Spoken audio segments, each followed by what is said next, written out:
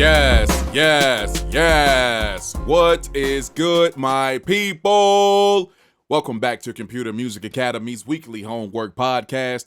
I am your host, Tashira Say. Thank you for watching and thank you for listening. Welcome to week 97 of the weekly homework assignment / podcast. Shout out to my man, RTO Beats, for that intro for the last 3 weeks. This is the last week that we'll be using it and moving on to something else next week. Speaking of this week, what are we doing? Well, it's funny how things evolve, ideas evolve, especially with me. I actually started out because we haven't done a dedication in several weeks. And I try to do a couple per year, dedication tribute, however. But I actually started off this assignment with wanting to do a tribute to a gentleman, an artist that some people might look at me funny, but when you actually look at his catalog, you'll be like, oh, okay, I got you. And that gentleman would be the great Michael McDonald. I mean, dude has a catalog that is absolutely insane. And you might be thinking Michael McDonald from, oh, sweet freedom, that's that dude. But he actually has a ridiculous amount of songs before that era, especially before now. And I said we definitely need to do something for him. But then as I was getting ready to put this together, it evolved. It instantly said, wait a minute.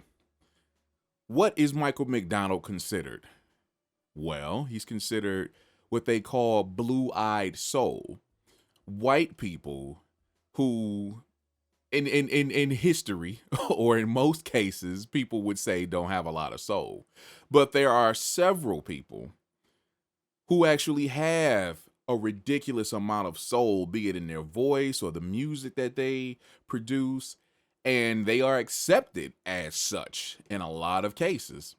And I said, well, man, let's go and do it that way. So this week we're doing blue-eyed soul. White artists who make ridiculously soulful music that has been on black radio stations and has actually ran on R&B charts and urban charts and stuff like that. And we actually have 4 submissions. I'm a little disappointed that there aren't more because there's a lot of blue-eyed soul out there. And maybe people didn't know where to find it. There's a such thing called Google. But the people who are in the lineup this week, I'm very confident this is going to be a great show. So let's get things started off with my man, DJ Lockturnal. Let's go.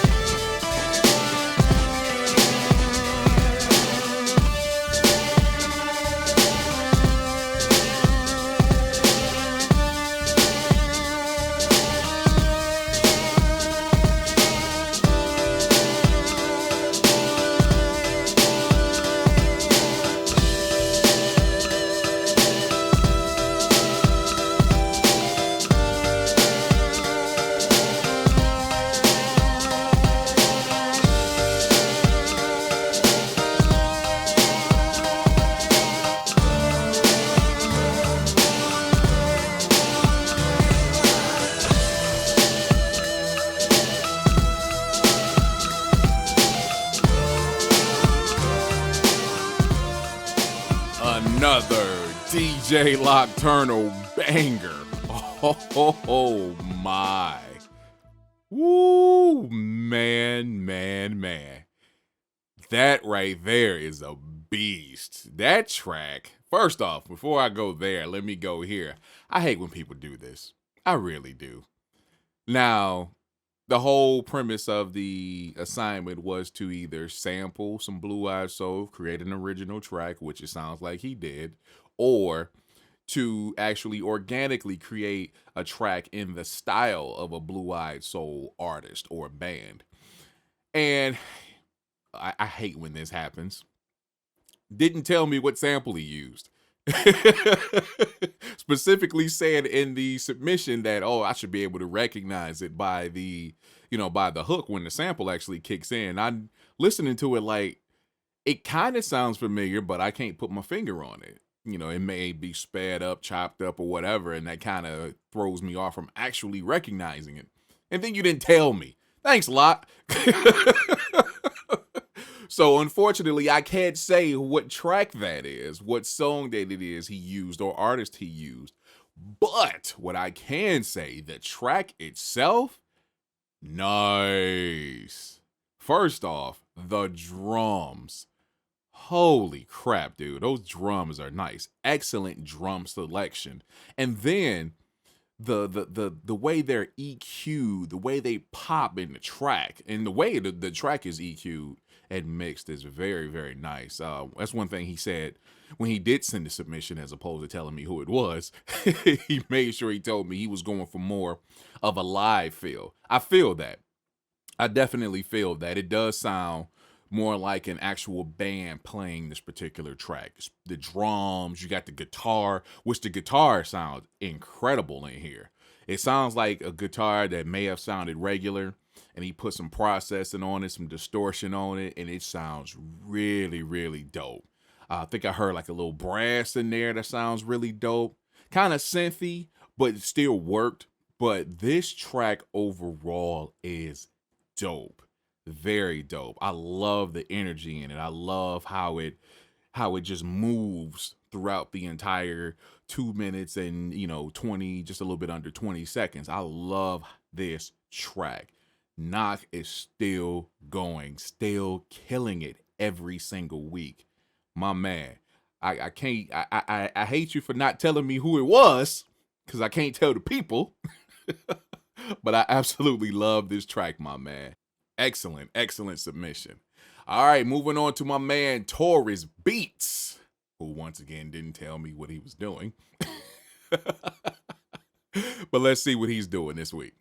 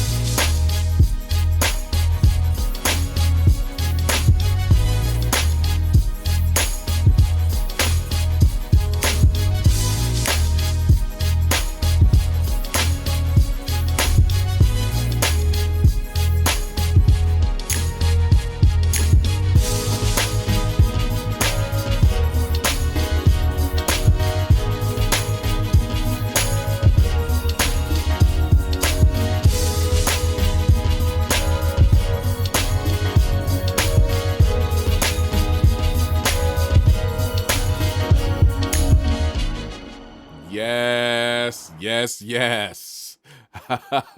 Our man, our man, Taurus Beats. Yeesh, boy, that was tough right there.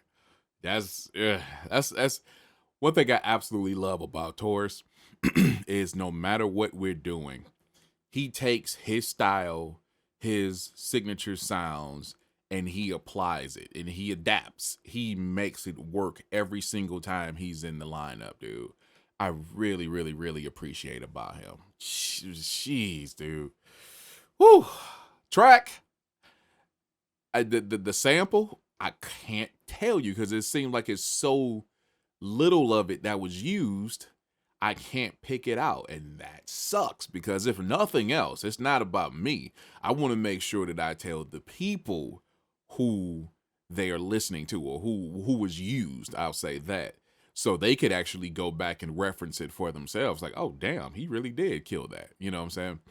But the track overall, vintage Taurus, it is absolutely vintage Taurus. You know, he brought the drums back and his I'm not going to say that they are arpeggiated, but they definitely sound arpeggiated. You know, certain segments of his bass lines in the songs, and I really like when he does it. It's not, and that's another thing that's really cool about it is it's not all the time. It's not in every track.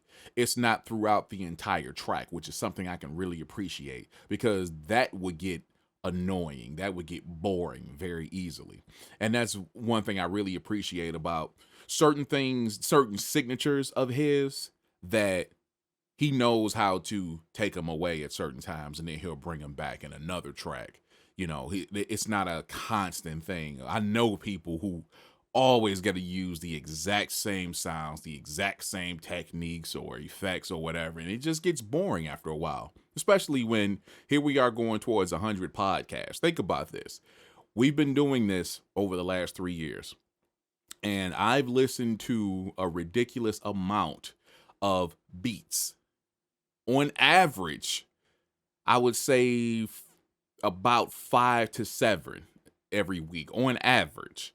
And then there's weeks where we have the 10. We had one time we had 14 submissions. So think about the amount of beats I've listened to in the last 3 years just from CMA.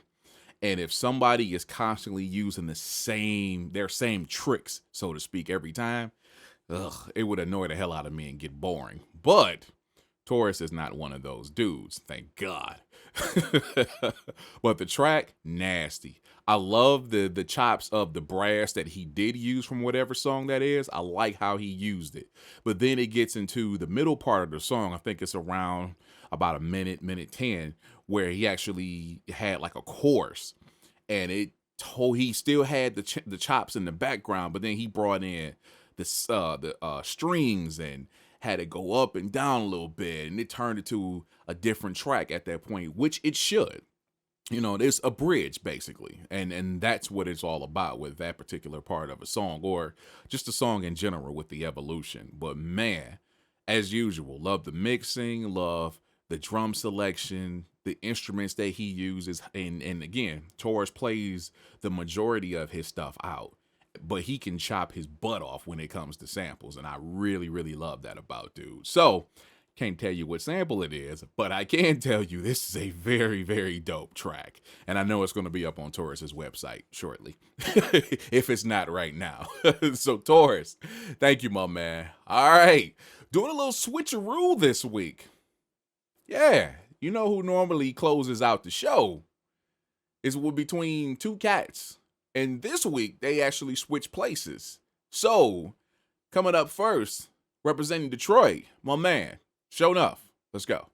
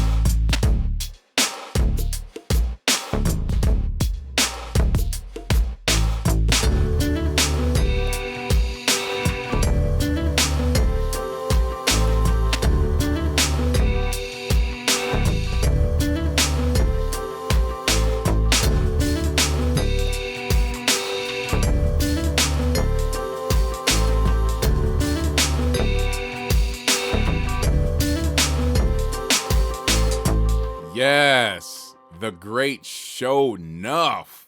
Showing up, showing out as usual. Man, that track was smooth, man.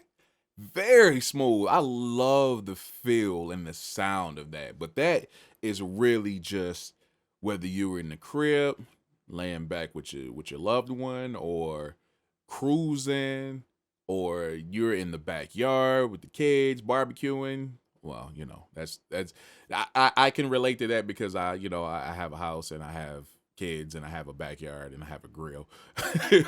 But I could definitely hear this track in those situations and a few more. Really, really dope. I loved this track. Now, happy to say I know where this sample comes from. It's from John Mayer. Do You Know Me, from the album Battle Studies. And of course, I know some John Mayer. I'm not a huge fan of him, but I do know some John Mayer. And I will say, yeah, John Mayer is one of those dudes that I would say he's been accepted, so to speak. I can tell you this, it wasn't the first time, but when I kind of gained respect for John Mayer was that skit in season 2 of the Chappelle Show. Talking about how people can or can't dance certain races. Freaking hilarious. If you've never seen that skit, and if you haven't, I don't know, you have to be like 5 years old. But if you've never seen that skit, look it up on YouTube. It is freaking hilarious, dude. Anyhow, this track right here, very dope. Again, drums come in just sounding really nice, really crisp, mixed, EQ'd very well. And then one thing he pointed out is that he actually used, for this entire track, he did everything within Machine. And he normally uses Machine like a lot of people would use it. I will call it, he used it as drum machine mode, as just a plug-in within, he uses Sonar. And that's good to know. I never knew that he used Sonar. I just assumed it was something else, maybe like a Cubase or Pro Tools. I'm not a fan of Pro Tools. But anyhow, so yeah, for him to actually put this entire thing together in Machine 2.3 is very, very dope. I love everything about it. The instrumentation, I love the arranging, I love the sequencing, having different parts coming in and coming out. The different chops that he used, especially the vocal chops for the hook. Very, very dope. I love that. Hopefully we don't get a YouTube flag for it. I doubt it. But but everything about it, and actually I think it was around I could be wrong, I want to say around the 210 mark, where it kind of had some I want to say like celestial kind of bells. I can't think of the name of the instrument off the top of my head, but it was like bloom, bloom, bloom, bloom, something like that. I love that because it came in right towards the end of the song. It wasn't through the entire song, just as I was speaking before. The song evolved. It didn't have the exact same thing, at least not everything throughout the track, and that's something I can really, really, really appreciate. Overall, excellent submission as usual, my man. Whew, man. That was great. All right, moving on to the finale of this particular Blue-Eyed Soul podcast. My man, Mr. Wallace. Let's see where he's taking us. Double.